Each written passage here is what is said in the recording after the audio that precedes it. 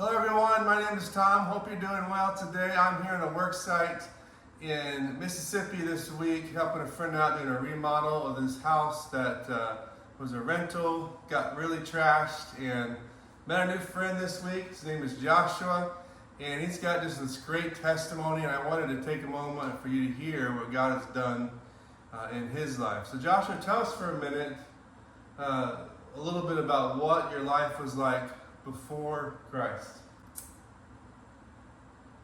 I grew up in a home that was church-based. You know, my stepfather and my mom are pastors. Okay. And so I grew up for a little while like that. But I never paid attention in church. You know, so I always rebelled and struggled.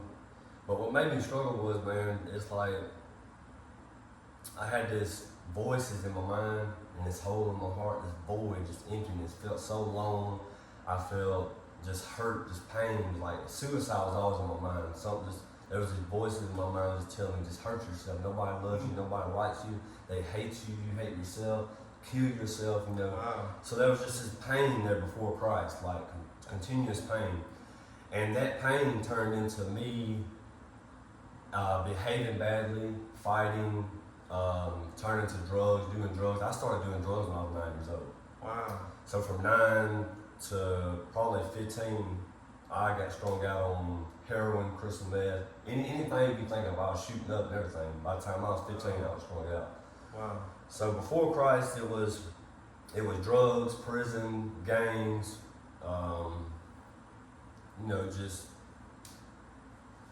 being a sinner, just everything you could think of possible, I was doing it.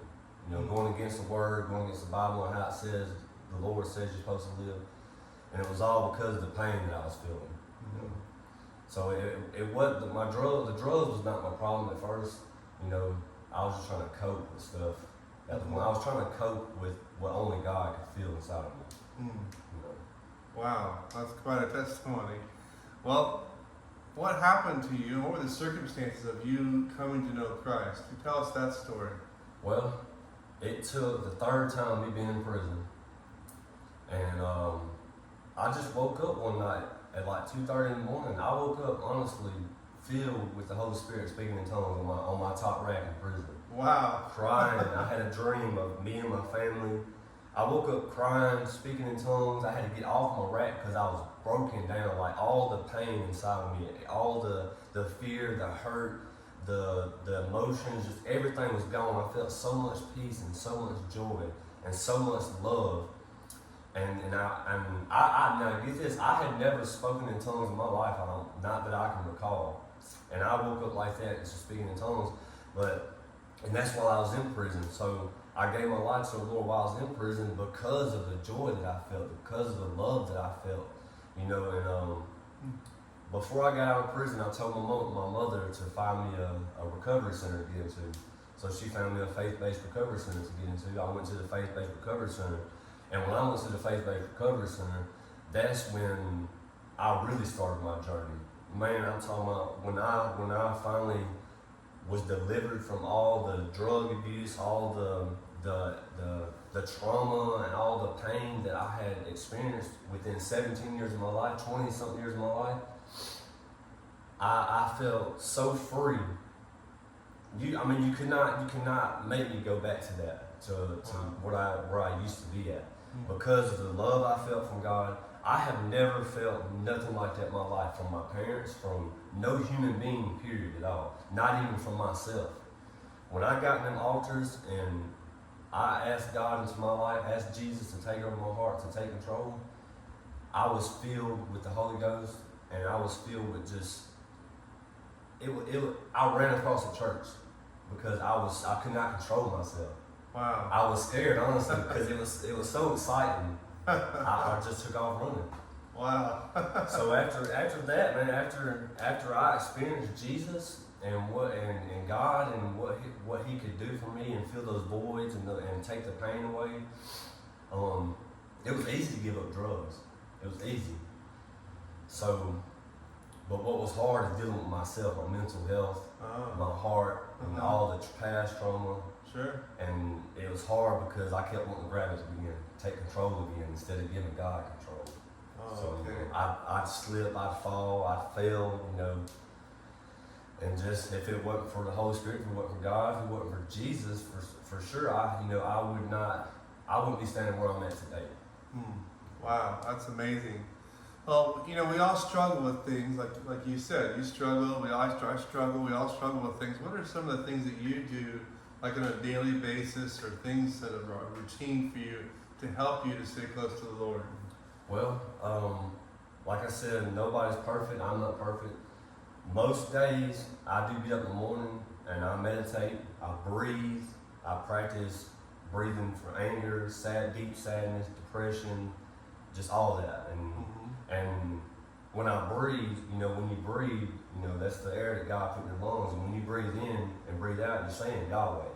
You're saying the name of the Lord. So I focus on that on my breath. Not all the time now. Sometimes I struggle and let my mind get the best of me, and I'll struggle for 3 days straight. But like I said, I keep my Bible in my van, my book bag. I journal. I breathe. I journal. I focus on what's going on in my mind, how my body's reacting, because I struggle with anxiety real bad, fear, suicide. Still to this day, I still struggle with suicide, all that. But like I said, sometimes I have to hit my knees, man. I have to get to that quiet place when all that crazy stuff's going on, and I just feel I got to go, I got to get away. I have to stand still. I have to stand still. I have to close my eyes, I have to breathe, and I have to listen to that little voice in the back of my mind, because that little voice is the Holy Spirit. That's God trying to get past all the loudness, the enemy, what he tries to tear you down. And it's hard to get past that voice sometimes. It really is. Yeah. So You mentioned a journal. yeah. How did that start, you journaling, and what type of things are you journaling? How does that help you in itself? Well, the journal, I started that as coping skills. Okay. I started that in the recovery center I was at 4 or 5 years ago when I got out of prison. And now I've been out of prison. I've been away from gangs, prisons, drugs, all that for 5 years now. Wow, that's awesome. The journaling started when I went to the recovery center. So I write about my childhood trauma. I write about my past. If something's on my mind, I write it down. Most of the time I try to find a scripture to go with it, to counterfeit the enemy's lies, and then I pray about it. I hit my knees, I pray about it. And a lot of days, that van out there I got, a lot of days I sit in that van and I cry on my lunch break. I cry, I break down, and I write. And that's the only reason I make it. Because if you just sit there and just let that pain just keep going, the irritation, the anger, you're just setting yourself up for failure. You're just, it's just like you're trying to grab control. And the journal, I journal about childhood trauma, my anger issues, the abuse that I went through, the drugs I went through, all the bad things I did to other people, things that people did to me. I write it down. I just let it go. I write it down, and that's the end of it. I let my pain out. I cry sometimes, and I pray, and I breathe. Wow, Yeah. That's amazing. So tell us, that's such a great story. I love what you're sharing with us. And thank you for sharing all these things too. Tell us about your family. You have a family now. Yeah. Actually, when I left the recovery center 4 years ago, I got married, but I got a divorce because I was not right. We moved in together and all that. And anyways, while I was going through that divorce and I got a divorce, I met a woman, the wife I'm with now, Addison. And we actually met while I was going through the divorce, and I had slipped up again, started drinking, smoking weed, and I started doing a little meth. And I left her before it got bad. I felt myself. I knew it was going to get bad. I knew my past and how I treated women in the back in the day. So I was like, look, I got to go. I've never been able to do that in my life. I left her and went to rehab. So get this. I go to rehab the whole 9 months that I'm there. I did not know that she was getting herself together. She had been sending me messages on Facebook the whole 9 months I've been there. I had no contact or nothing like that, no phone, no nothing. Oh, wow. And then she had been coming to the church that our recovery center goes to. Never seen her, not one time. Wow. She'd been to altars, getting her, healing and stuff, and pouring her heart out and getting prayed for. I never seen her, not one time. The whole 9 months now. the night that I graduated, the next day I went home here in Petal. I got up with her, and we finally caught up, and I finally read all the messages on Facebook, and she told me, she said, well, if he needed Jesus that bad, maybe I need him. So when I left her and went to rehab, to recovery center, because I needed Jesus, I knew what I needed in my heart. She did the same thing. She didn't go to rehab. She did it on her own with God at her house with her child. And so here we are, a year later, we're married. This is the house that we're working on. This is the house we're about to move into. It's a three-bedroom house. I got 2 other little girls, so I got 3 girls altogether. We do. I got 2 other little girls in North Mississippi, in Grenada. Okay. And that's why we got this house and trying to fix it up now, so we can bring them to come live with us. That's so cool. Yeah. I love it. What a great story, right? You know, the Bible says, he is in Christ is a new creation. The old things are passed away, and behold, I make all things new. And I just think, boy, what a great story this is, and what that verse is so appropriate for Joshua's story. And it's kind of like this house we're in. This house, the previous renters just totally trashed it. I mean, left it such a mess. It was really bad. And so my friend called me and said, hey, can you help me remodel, renovate this house? And then in the process, meeting Joshua. And this house is like that story. Joshua's a painter, great painter. He's here. He does that by profession. So he's part of this house's story now, renovating it. I can't wait to see. I'll be gone in a couple of days, but I'll have to get some pictures of what this house looks like when you're done with it.